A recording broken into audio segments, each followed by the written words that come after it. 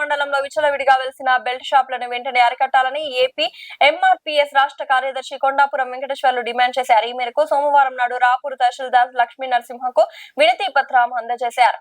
అనంతరం మాట్లాడుతూ మండలంలోని 21 పంచాయతీ పరిధిలో ఉన్న 42 గ్రామాల్లో ప్రతి ఊరిలో 4 నుంచి 5 బెల్ట్ షాపులు నడుస్తున్నాయని, మంచినీళ్ల కన్నా మద్యం మీరులై పారుతోందన్నారు. లైసెన్స్ పొందిన మద్యం షాపుల యాజమానులు సిండికేట్ అయ్యి ఆటో ఏర్పాటు చేసి ప్రతి గ్రామానికి మద్యం సరఫరా చేస్తున్నారన్నారు. అంతేకాకుండా మద్యం బాటిళ్లపై ఎంఆర్పీ కన్నా 10 రూపాయలు వసూలు అదనంగా చేస్తున్నారని పేర్కొన్నారు. తెల్లవారుజామున 3 గంటల నుండే మద్యం అమ్ముతున్నారని, బెల్ట్ షాపుల్లో 70 రూపాయలు అదనంగా తీసుకుంటున్నారని, దీనివల్ల కూలీ పనులు చేసుకునే పేద ప్రజలు వ్యసనాలకు బానిసలై తమ సంపాదన అంత మద్యానికి తగిలేస్తున్నారని, దీనివల్ల కుటుంబాలు రోడ్డున పడుతున్నాయన్నారు. గతంలో ఎక్సైజ్ అధికారులను ఫిర్యాదు చేసినా వారు పట్టించుకోవడం లేదని, బెల్ట్ షాపుల నిర్వహణలో అధికారుల పాత్ర ఎంత అనేది ప్రశ్నించారు. వచ్చే నెలలో జరగబోయే పెంచలకోన బ్రహ్మోత్సవాలలోపు మండలంలోని అన్ని బెల్ట్ షాపులను మూసివేయించాలని, లేని పక్షంలో మహిళలను ఏకం చేసి రాష్ట్ర స్థాయిలో పెద్ద ఎత్తున ప్రజా ఉద్యమం చేపడతామని కొండాపురం వెంకటేశ్వర్లు హెచ్చరించారు. లైసెన్స్ షాపులలో కూడా ఎంఆర్పీ రేట్ కన్నా 10 రూపాయలు ఎక్స్ట్రా అమ్ముతున్నారు సార్. వాటిలో లైసెన్స్ షాపులలో కూడా ఇక్కడ అంటే ఎంఆర్పీ రేట్కి ఎంతైతే ఉందో దానికి కాకుండా ఎక్కువకి విక్రయిస్తున్నారు. దీనివల్ల ఇప్పుడు బ్రహ్మోత్సవాలు జరిగే పరిస్థితి సార్. నెలలో బ్రహ్మోత్సవాలు ఉన్నాయి. ఆ బ్రహ్మోత్సవాలు జరిగితే ఇంకా విచ్చలవిడితనం ఉంటాయి. ఆ ఏరియాలో ఆటో పెట్టి ఒక పిల్లవాడికి జీతం ఇచ్చి డైరెక్ట్గా ఈ సిండికేట్ యాజమాన్యమే గ్రామాలకు పంపించి ఇంటింటికి తెప్పిస్తున్నారు.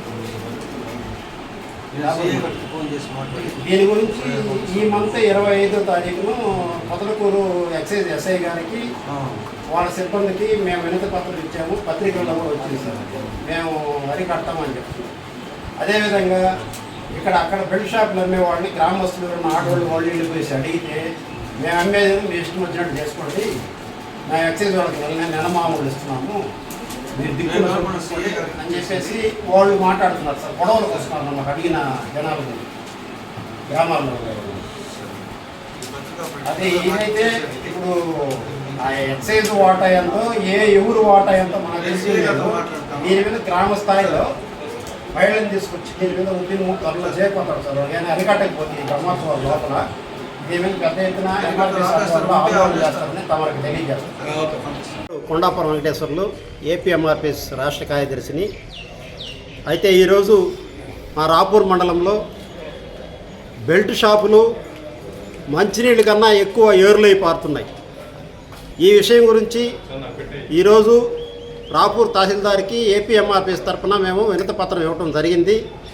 రాపూర్ మండలంలో 21 పంచాయతీ పరిధిలో ఉన్న 42 గ్రామాలలో ఒక్కొక్క గ్రామంలో 4-5 బెల్ట్ షాపులు నిర్వహిస్తూ ఇక్కడ ఉండే లైసెన్స్డ్ షాపుల యాజమాన్యం అంతా సిండికేట్ అయి ఒక వ్యక్తిని పెట్టి ఆటో పెట్టి ఇంటింటికి బెల్ట్ మద్యము ఇంటింటికి తోలిస్తూ గ్రామాల్లో పేద కూలీ నాలి చేసుకునే పేద ప్రజలతో ప్రాణాలతో చెలగాటం ఆడుతున్నారు.